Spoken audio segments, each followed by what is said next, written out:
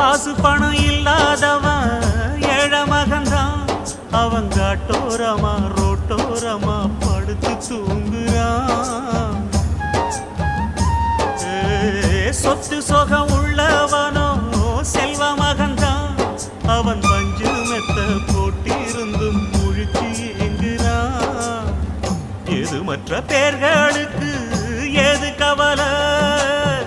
4 காசு வச்சிருந்தா 100 கவலை.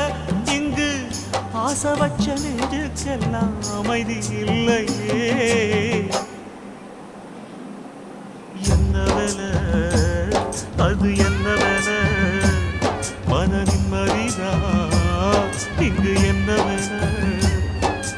எந்த கடை அது எந்த கடை? அதை விற்கிறது இங்கு எந்த கடை? பணங்காசுதான் அள்ளி வீசிதான் அடடா அதுதான் கடையில் கிடைக்காதே. என்ன வேலை அது என்ன வேலை?